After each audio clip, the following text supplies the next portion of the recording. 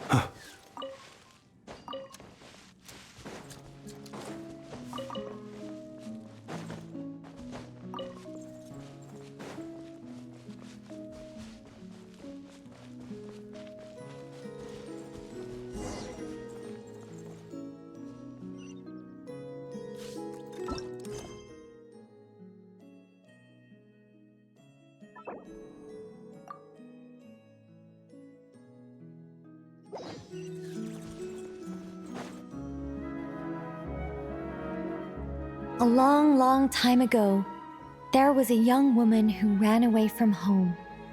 After spending the last of her mora, she trod through the cold of winter, shivering in her threadbare clothes. Suddenly, the young woman found herself stepping out onto thin air, and she fell through into a strange place. But before she could react, a voice rang out from somewhere in the distance.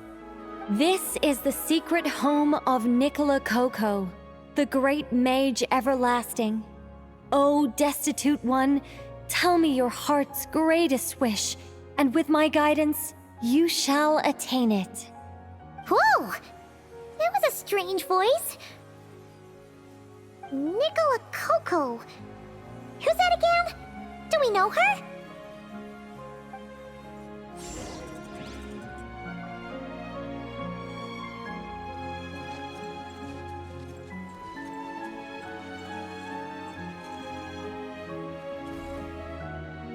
The young woman was in awe of the mage's magnificence and beauty.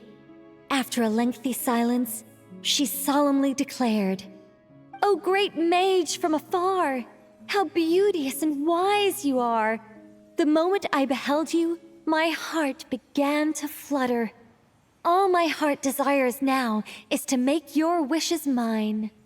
The subtlest of smiles appeared on the mage's face as she replied, "Very well, then I shall task you with performing certain deeds on my behalf, such as those that are within your ability. Your guide is here, and your reward awaits you in the days to come." Guide? Does that mean this glowing orb?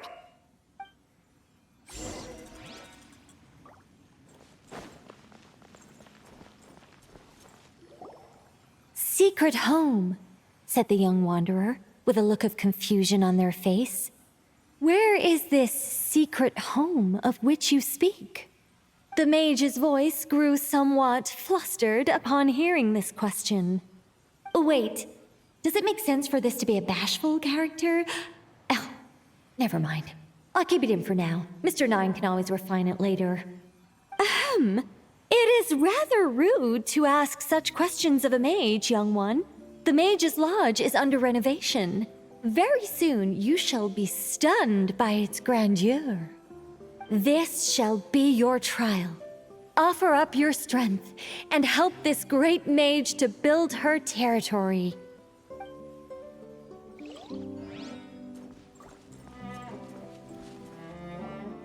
As the young woman continued forth, she noticed many exquisite statues dotting the mage's territory. "What are these?" she asked, puzzled. "These are all those who opposed me.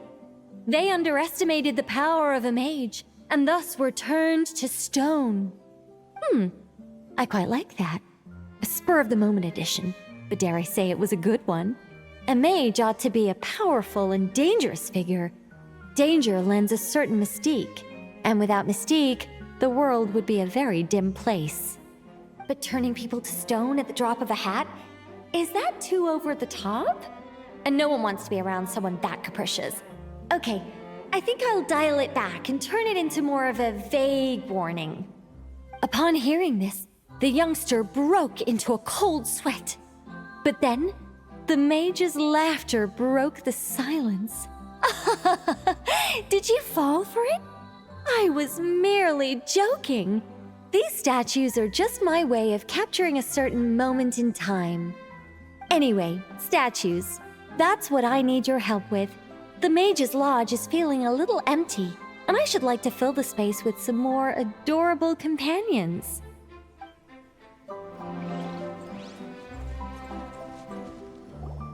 Well then, young one. Now you have learned of the troubles faced by this mage. Nicola Coco requires your aid to build her sacred territory. The mage poured a cup of tea for her visitor. What say you? Wait a minute! Shouldn't we think twice before going all in on this? We don't know anything about this person! And she seems a little weird. Huh? Although, having said that, this teacup looks kind of familiar. Nicola Coco. Ah! Is it Mage N? Nicole? Correct. What do you think of my story? Hard to say. It's not finished yet, surely. What happens to the characters in the end? I haven't decided yet. I need to renovate my home first. Perhaps I'll have a burst of inspiration after that. Anyway, if you can hear my voice, I assume that means you're currently in Nodcry. In which case, could I trouble you to gather a few things for me? Exactly. I'm thinking of building a few more statues to decorate my home, but I'm lacking inspiration at the moment. So, I was thinking you could take some photos to give me some ideas. Are you serious? Alright then, leave it to us! Wait here. We'll head out and see what we can find. But remember to finish the story once the statues are done.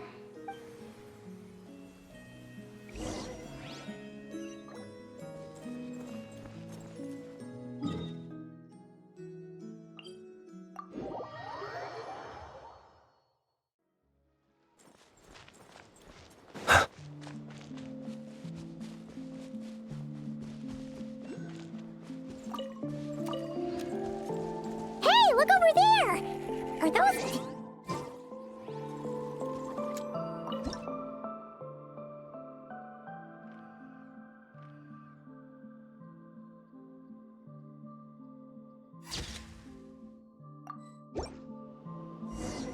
Let's see... Where should we go for the next photo? Oh! We saw a squirrel statue earlier, didn't we? Do you think Nicole likes squirrels? Let's snap a few photos to take back.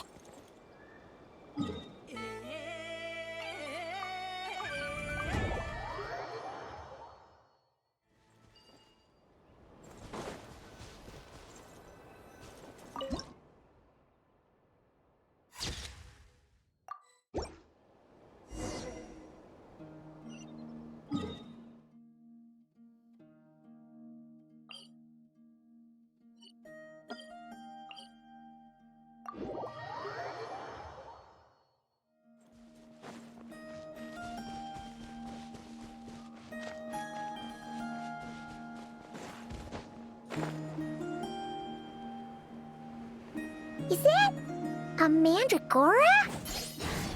Paimon thinks that would make a pretty fun statue.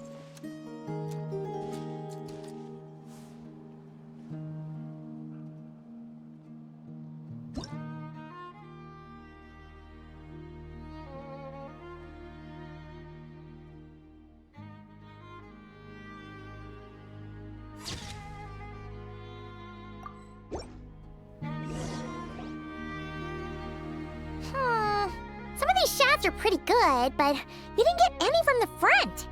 Let's wait for it to turn around. Yes! That's the one! That's the... Ah! Help! Oh, that was scary. Paimon wasn't expecting it to jump us like that. Go on, Traveler. You got this. Cleanup sequence initiated. The night cometh. Be silent. Close your eyes. Do you fear the dark? Observe. That should do it. Paimon's kept all the pictures safe. Let's go back to see Nicole.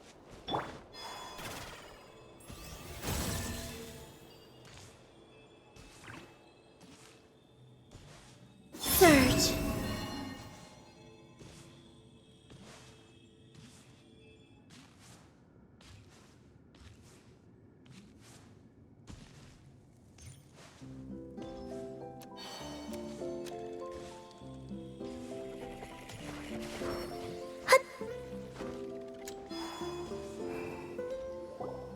Hey, Nicole! We're back! That was quick. You two worked very fast. It's nothing. But, how do we get the photos to you? You can hold on to them for now. I'll be there in a couple of days. We can talk more about the statues then. Sure thing! See you in a couple days!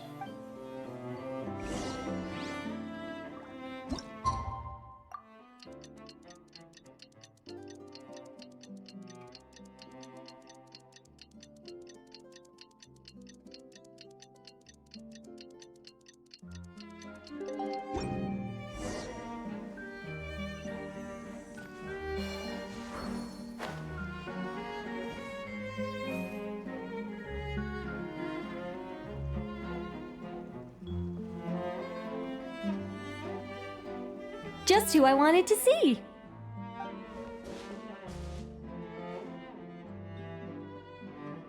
I'm delighted with the photos you took. Excellent source material. Now, I have all the carving tools ready to go. Would you like to try it together? Carving tools? You mean these blocks? That's right. The statues are inside the stones.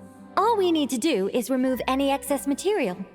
To make things a little easier for you, I've provided a guide on how the carving process works. Allow me to demonstrate. First, we make some big, bold cuts to carve out the general shape.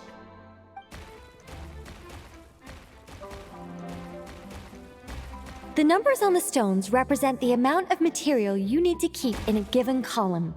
So, first we do this, and then this.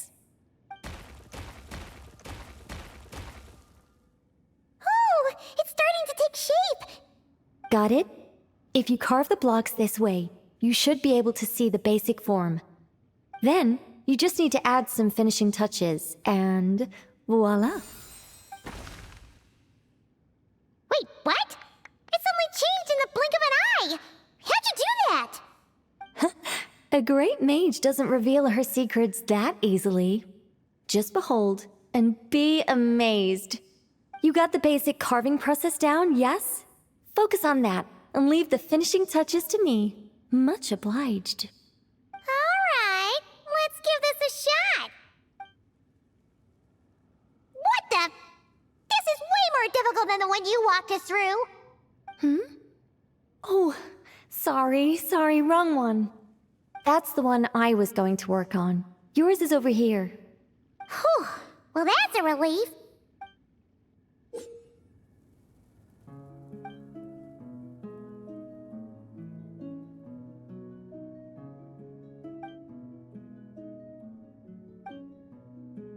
Let's go! Do you still remember Nicole's process? The numbers represent the amount that we need to keep per column. So, if the number is 0, that means we gotta remove the whole thing. And if it says 3, that means we just mark the whole thing as keep, right? All right, time to get to work.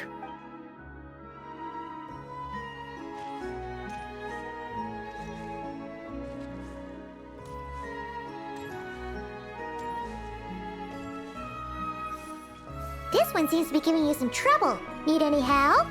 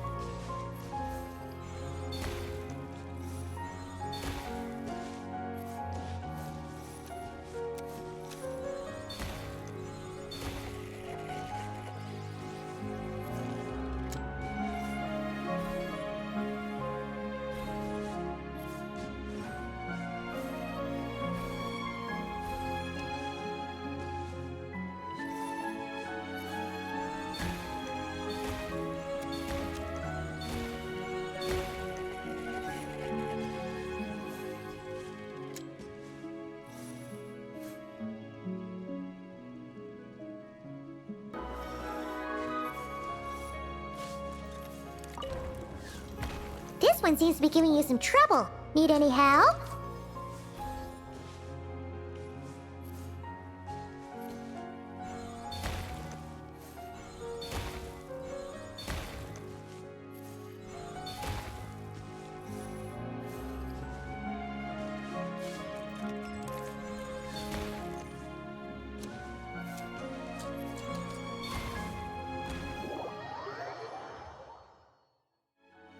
Now, we just need Nicole to add the finishing touches. You got rid of all the extraneous stone, yes? Let me take a look.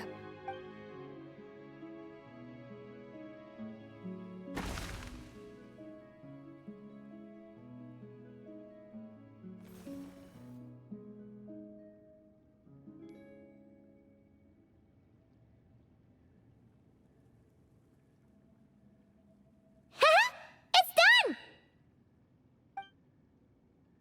Oh, it's the Mage's Lodge! When did that get there?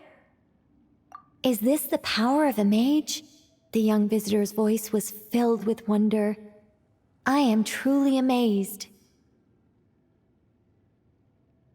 Aha! Finally, the story continues. So, what happened to the mage and her young visitor? They lived happily ever after. The end. Huh? Tough customers, huh? Well, if you're that eager to hear it, I suppose I'll take it from the top.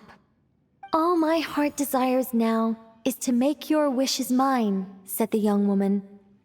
Those words won her the full attention of the great mage, Nick. But just as they had started warming up to one another, a group of uninvited guests stormed in, seized the mage, and absconded with her. As the youngster stood there in shock, a new mage by the name of Alinus appeared. She signed a contract with the youngster, bestowing the power of magic upon them. But after making it through a grueling training program, they would come to discover another conspiracy operating in the background. As it turned out, the great mage Nicola Coco was an alien entity. Her true identity was the first daughter of King Meowtress, the third of Planet Meow.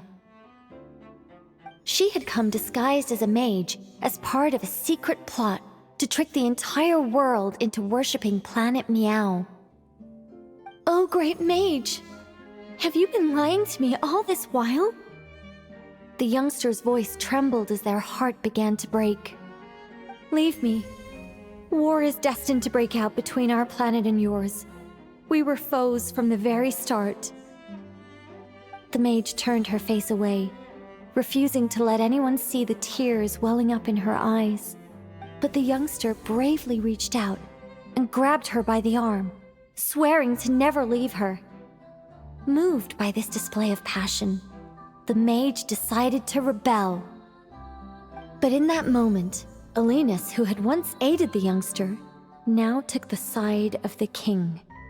Alinus had been Meowtress III's second daughter all along. She had only helped the youngster in the hopes that her sister might be incited to treason, thus giving her the chance to usurp Nicola's place in the line of succession.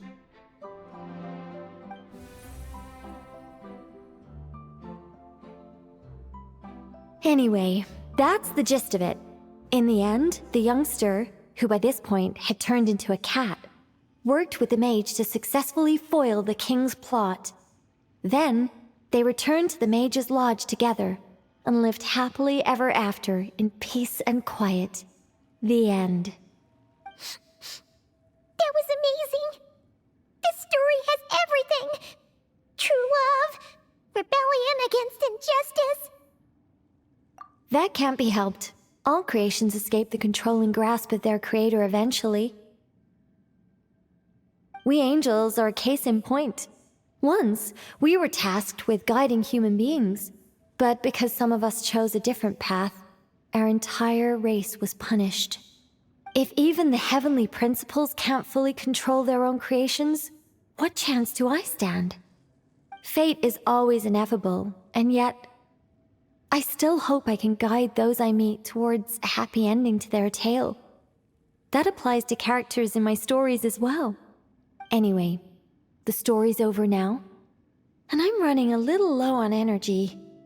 Next time I've got a good story to tell, I'll share it with you, all right?